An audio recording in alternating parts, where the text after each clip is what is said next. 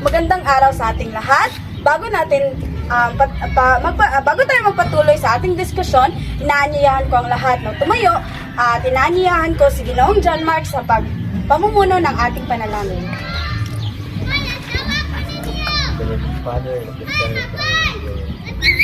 our Father, the kingdom come, your will be done in us this day our daily bread, and forgive us our sins, as we forgive those who sin against us, and not lead us to temptation. Bago magsiupo ang lahat, pwede nyo bang ayusin ang mga hanay na inyong upuan?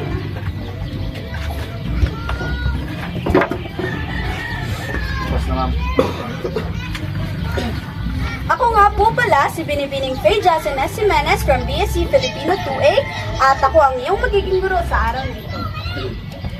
Bago tayo magsimula, nais ko munang i-check kung sino ba ang lumiban sa araw na ito. Batukan John Mark, Glyzel Baterna, Federico Baterna, Pexon Ashley Nicole. Okay? Parang walang lumiban sa araw na ito. So, ang layunin ng ating talakayan ay sa katapusan ng araling ito, 85% ng mag-aaral ay naasahang maunawaan ang modelo ng pagpapatupad, may paliwanag ang kahalagahan ng modelo ng pagpapatupad, at makapagbigay ng refleksyon sa mga natutunan ng mga ito sa ating diskusyon. So, bago tayo magsimula, pwede ko bang aanyayahan si Miss Glyzel upang i-discuss sa atin ang mga natutunan niya sa mga nakaraang talakayan. Ang talakayan ng nakaraan ay tungkol sa curriculum kung saan na-discuss ang dapat ng susunod departamento ng edukasyon upang mas mabigyan ng pansin ang learner sa method na curriculum. Maraming salamat, Binibini. So, bago tayo magsimula sa ating formal na diskusyon, maglalaro muna tayo. G ba kayo? G! Ang ating proseso ay huhulaan niyo ang ipapalabas sa screen at ang 4 na litrato ay katumbas ng isang salita. Ito ay tinatawag na 4-page 1 word. So, meron ba sa inyo nakakaalam kung ano ito? Diabetes.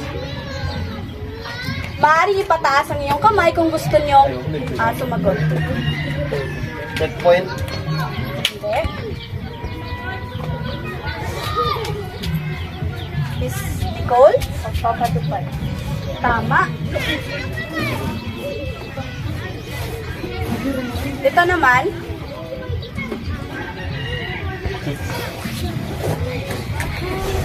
Mali. Sige po, Mr. Batina. Half and lap. Hindi.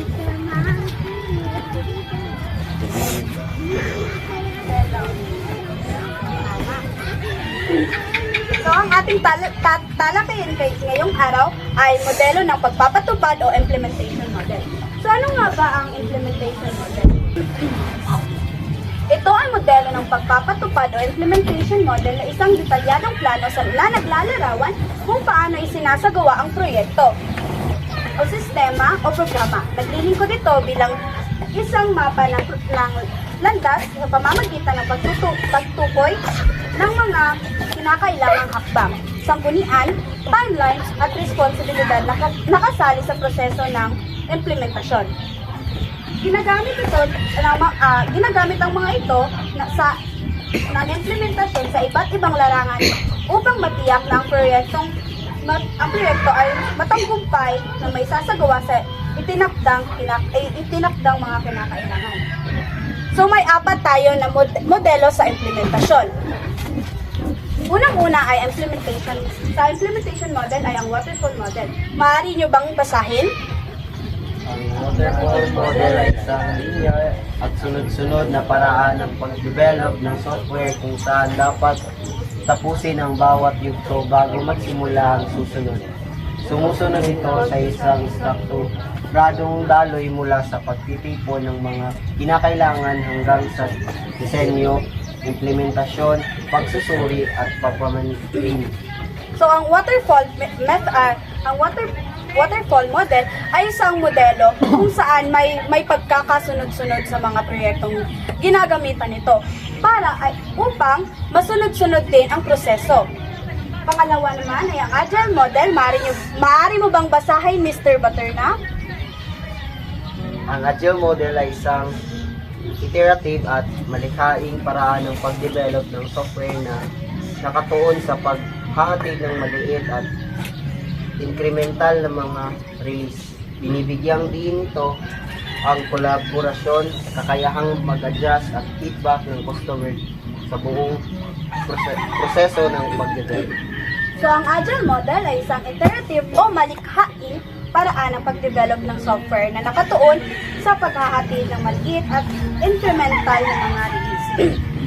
Ginagamit din ito sa computer at sa iba't ibang mga software kung saan mas nakikita nila ang kahit maliliit na mga proseso upang mabantayan nila ang pagkakasunod-sunod nito.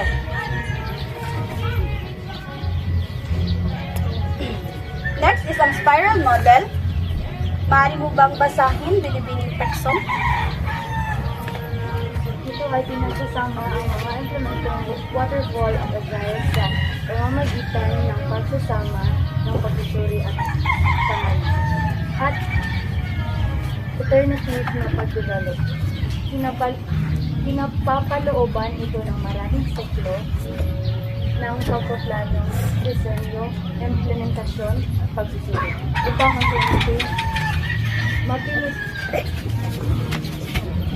mapinitis ang product. So, ang spiral model ay ang katumbas ng agile at waterfall model kung saan mas marami ang proseso nito at mas madaling makita dahil ito ay nakaikot lang sa iisang modelo. Ang spiral model ay tinatawag na iterative dahil ang pagsusuri nito ay mapanganib.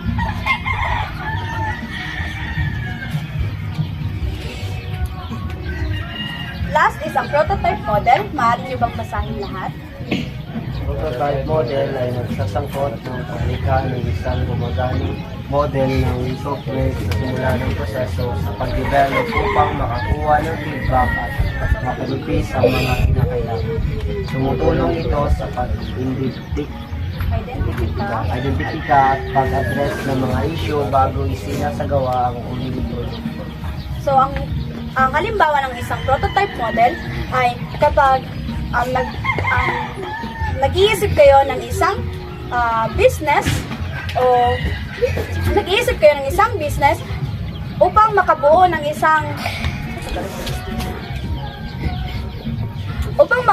isang negosyo, kinakailangan nyo ng isang prototype o hindi kaya mas kilala ito bilang isang modelo upang mapakita ninyo sa iba't ibang mga tao ang inyo kung ano nga ba ang inyong ibinabahaging negosyo. So, ang prototype model, mas ginagamit ito sa lahat upang bago isinagawa ang huling produkto upang makita ang proseso nito at ang kabuuan talaga ng isang modelo. So, bago tayo dumako sa ating gawain, nais kong kumuha kayo ng tag-isa nito upang sagutan ninyo ang aking mga katanungan. Ito ay isang pangkatang gawain kung saan ipapangkat ko kayo sa dalawa.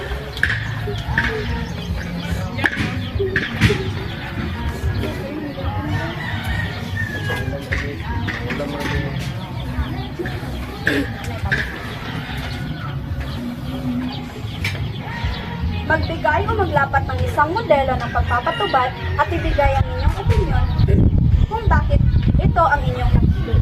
Isulat sa 1/2 crosswise at ipasa pagkatapos ng 5 minuto.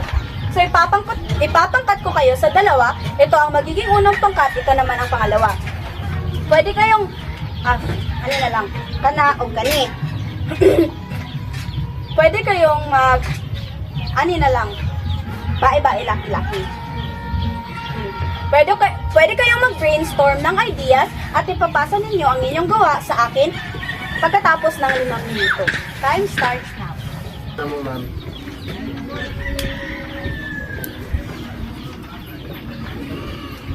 So ngayon, magkakaroon tayo ng evaluasyon o mas kilala ninyo bilang quiz. Sa loob ng 30 minuto, gumawa kayo ng 3 sariling modelo ng pagpapatupad. Ipaliwanag ninyo kung anong modelo ito at maglahad ng halimbawa sa bawat naging modelo. 10 puntos bawat bilang.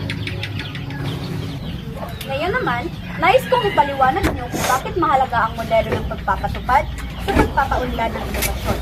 Paiging hindi bababa sa 3 talata or 3 paragraph.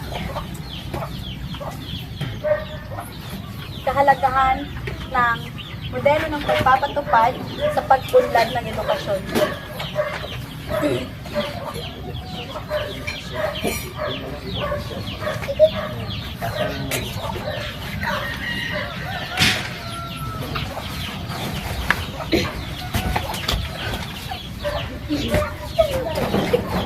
Konklusyon, bawat isa sa mga modelo ng implementasyon o modelo ng pagpapatupad ay may kani-kanyang paraan sa pagtugon sa mga kinakailangan at hamon ng proyekto.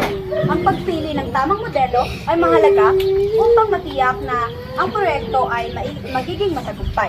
Sa huli, ang maingat na pag-evaluate at pagpili ng modelo ng implementasyon ay isang fundamental na hakbang sa proseso ng pagpapatupad ng proyekto upang makamit ang inaasam na tagumpay.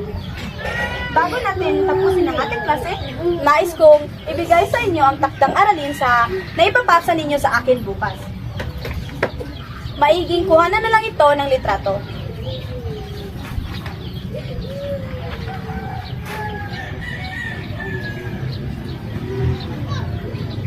Asa GC. Sa huli, ako po si Binibining Faye Jason Jimenez at ako inyong naging guro ngayong araw na ito. Maraming salamat. Goodbye, Teacher Pay. Uy, tindog, uy! Tindog. Tindog. Goodbye, Teacher Pay. Thank you pa. Ay, goodbye. Goodbye and thank you, Teacher Pay. Thank you for teaching us. God bless you.